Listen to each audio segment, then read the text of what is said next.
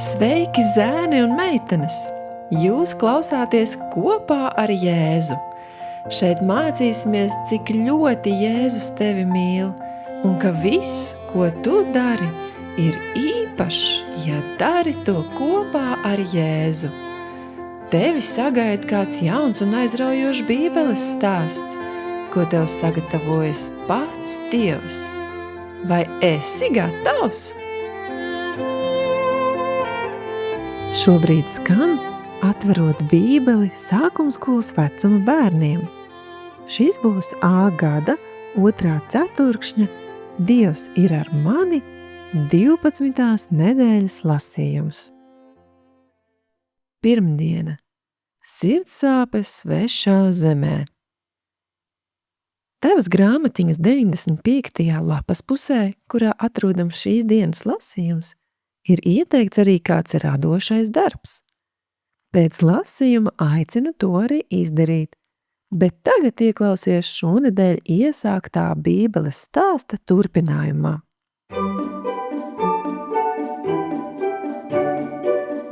Elimelehs, Naomija, Mahlons un Kiljons sakrāva savas mantas un devās pa putekļainajiem Kānānas ceļiem pāri Jordānai uz Moaba augstieni, kur zāle bija zaļa un lekna.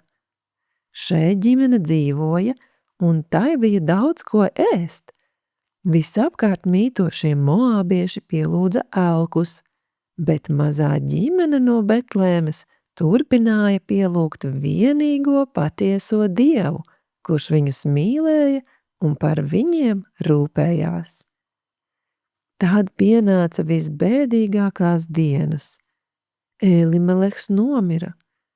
Salauztu sirdi Naomija drosmīgi darīja visu iespējamo, lai viena pati rūpētos par Mahlonu un Kiljonu.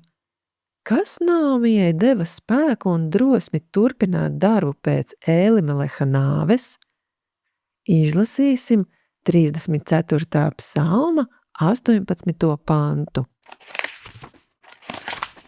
Kad taisnie sauc, tad tas kungs viņus uzklausa un viņus izglāb no visām viņu bēdām. Dzīve bija grūta, bet viņa zināja, ka Dievs ir mūsu patvērums un stiprums, tiešām spēcīgs palīgs bēdu laikā. Tāpat kā Dievs bija mierinājis Jēkabu, kad viņš zaudēja Rahēli, viņš bija tuvu arī Naomijai viņas bēdās. Kad dēli apprecējās, dzīve kļuva nedaudz vieglāka. Viņi atveda savas sievas, Ruti un Orpu uz ģimenes mājām, kā tajos laikos bija pieņemts. Naomija iemīlēja vedeklas, un viņas iemīlēja Naomiju, jo viņa bija mīloša un nesautīga vīra māte. Dzīvojot kopā ar Dieva tautu, Rute un Orpa uzzināja, ka debesu Dievs ir mīlestības Dievs, tik ļoti atšķirīgs no elku dieviem, kurus pielūdza viņu ģimenes. Viņas bija patiesi laimīgas.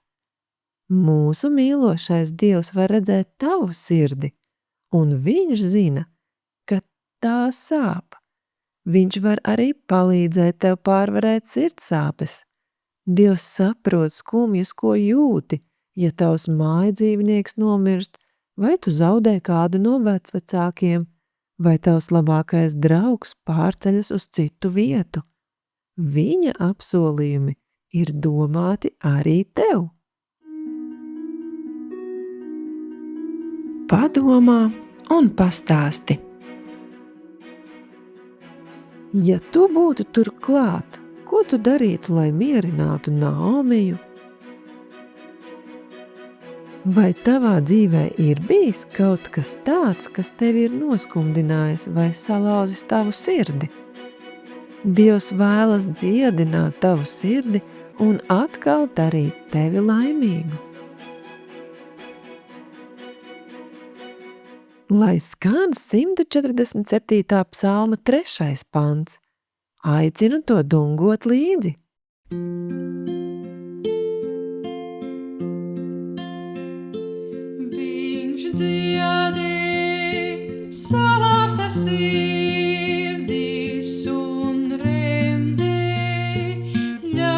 sāpes, viņš dziedē salauztas sirdis un remdē ļaužu sāpes.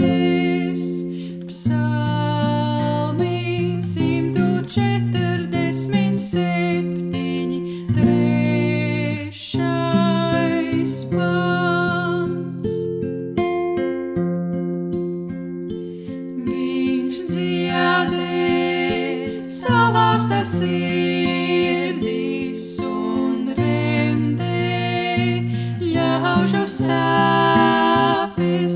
Viņš dziedē salauztas sirdis un remdē ļaužu sāpes.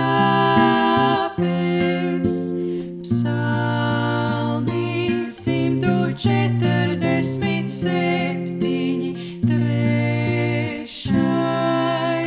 pants.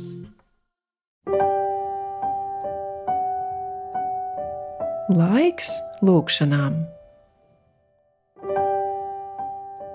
Uzliec rokas uz sirds un pateicies Dievam par viņa solījumu būt ar tevi, kad tava sirds ir salauzta.